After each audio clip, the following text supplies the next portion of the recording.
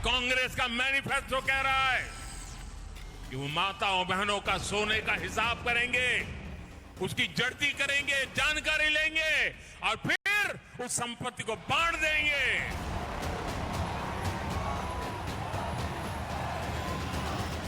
ये अर्बन नक्सल की सोच मेरी माताओं बहनों, ये आपका मंगलसूत्र भी बचने नहीं देंगे।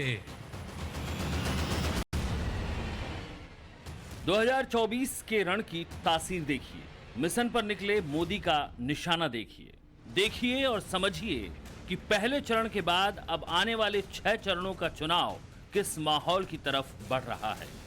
इसे भी समझिए कि पूरा चुनाव अब किस पिच पर खेला जाने वाला है। कांग्रेस और सपा और बसपा देख रहे हैं, ये सभी लोग माफिया की कब्र में जाकर के फतिया पढ़ रहे हैं। इनको बोलो,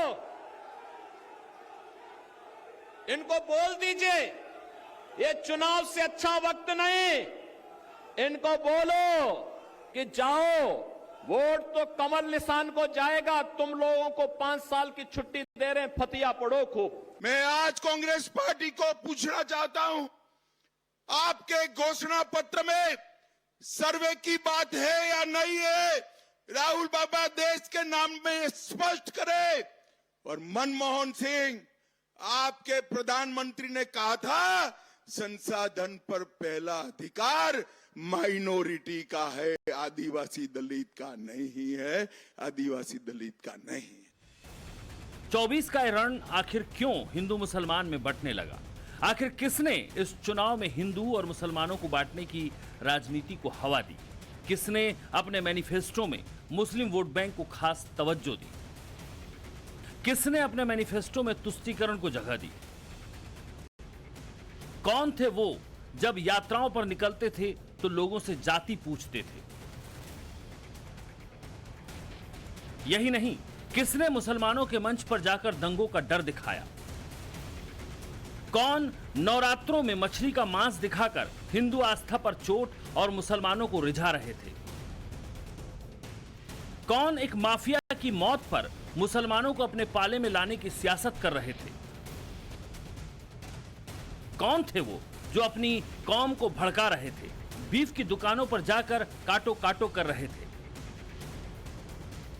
धर्म के नाम पर बांटने की सियासत इन्हीं ने शुरू की थी ना। इन्होंने ही 24 के रण के लिए मुसलमानों को हिंदुओं से बांटने की पिच तैयार की थी ना। लेकिन अब वही पिच इन्हें क्यों डराने लगी? पहले चरण के मतदान के बाद अचानक क्यों इन्हें खौफ सताने लगा? क्या 102 सीटों पर हो चुके मतदान के बाद इन्हें ये लगने लगा है कि प्रधानमंत्री मोदी तीसरी बार सत्ता में वापसी करने वाले हैं? क्या इन्हें ये लगने लगा है कि प्रधानमंत्री मोदी ने जो 400 का लक्ष्य तय किया है वो हकीकत में बदलने जा रहा है? दरअसल ये मोदी को समझ नहीं पाए हैं, न मोदी के मिशन को न विजन को। मोदी जिस पिच पर खेलते हैं उस पिच पर रन वही बना सकते हैं। हवा को भांपना और उसका रुख बदलना मोदी को न सिर्फ आता है बल्कि उस धनुर्विद्या के अर्जुन है वो, जिसका निशाना अचूक है। जैसे अर्जुन ने वेश बदलकर विराट युद्ध को जीता, वैसे ही मोदी रुख पलटकर 24 के रण को जीतने वाले हैं। सुनिए कैसे विरोधियों पर एक ही तीर से सैकड़ों वार किए हैं। मुसलमान वोट बैंक को अपनी जागीर समझने वाले दर्जनों सूरमा कैसे घायल हुए पड़े हैं। शहजादे का कहना है कि उनकी सरकार आई तो कौन कितना कमाता है, किसके पास कितनी प्रॉपर्टी है। इतना ही नहीं, वो आगे कहते हैं कि ये जो संपत्ति है उनको सरकार अपने कब्जे में लेकर उसको सबको बांट देगी, ये कहते हैं। अब इनकी नजर कानून बदलकर हमारी माताओं बहनों की संपत्ति छीनने का भी खेल खेला जा रहा है। मोदी के इस बयान से तिलमिलाई कांग्रेस और विपक्षी पार्टियों के जख्मों को दिखाएंगे लेकिन पहले साल 2006 के दिसंबर का वो बयान जो कांग्रेस के प्रधानमंत्री मनमोहन सिंह ने दिया था उसे सुन लीजिए, जिसमें उन्होंने इस देश के संसाधनों पर अल्पसंख्यक मुसलमानों के पहले हक की बात कही थी। We will have to devise innovative plans to ensure that minorities, particularly the Muslim minority, are empowered to share equitably in the fruits of development. They must have the first claim on our resources. पूर्व प्रधानमंत्री मनमोहन सिंह के दिसंबर 2006 में दिए गए इस बयान को कांग्रेस नकार तो सकती नहीं, लेकिन मोदी तो याद दिलाने के लिए स्वतंत्र हैं, सो वो दिला रहे हैं और माताओं और बहनों को आगाह कर रहे हैं कि अगर ये सत्ता में आए तो मंगलसूत्र को भी बचने नहीं देंगे। मोदी कहते हैं कि कांग्रेस हमारी माताओं और बहनों के स्वामित्व वाले सोने का सर्वेक्षण करने का वादा करती है, फिर उनसे इसे जब्त करके सोना घुसपैठियों और उन लोगों के बीच बांटना चाहती है जिनके कई बच्चे हैं। प्रधानमंत्री के वार पर कांग्रेस चौतरफा पलटवार कर रही है।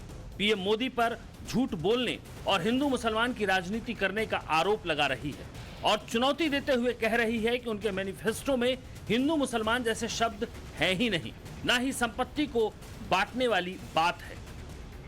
मोदी के प्रहार पर राहुल गांधी ने ट्वीट कर कहा कि पहले चरण के मतदान में निराशा हाथ लगने के बाद नरेंद्र मोदी के झूठ का स्तर इतना गिर गया है कि घबराकर वो अब जनता को मुद्दों से भटकाना चाहते हैं। कांग्रेस के क्रांतिकारी मैनिफेस्टो को मिल रहे अपार समर्थन के रुझान आने शुरू हो गए हैं। देश अब मुद्दों पर वोट करेगा, अपने रोजगार, अपने परिवार और अपने भविष्य के लिए वोट करेगा। भारत भटकेगा नहीं। कांग्रेस नेता मैनिफेस्टो की बात तो कर रहे हैं, लेकिन मनमोहन सिंह के बयान पर चुप हैं। जिस तरह से मोदी ने हिंदू मुसलमान करने वालों पर वार किया, उससे विपक्ष पूरी तरह चित्त है। उसे समझ नहीं आ रहा कि आखिर करें तो करें क्या। प्रधानमंत्री जी, आपने प्रधानमंत्री पद की गरिमा को गिराया है। आपसे मैं ये जरूर चाहूंगा कि मेहरबानी करके आप हमारे घोषणा पत्र में, मैनिफेस्टो में वो पेज बताएं, वो लाइन बताएं जहां ये लिखा है कि हम मंगलसूत्र और सारी संपत्तियां इकट्ठा करके मुसलमानों में बांट देंगे, वरना इतना बड़ा झूठ, इतनी बड़ी गलत बयानी। जुमले झूठे, आपके वादे झूठे, अब देश को हिंदू मुसलमान के नाम पर आप झूठ परोस कर बांट रहे हैं।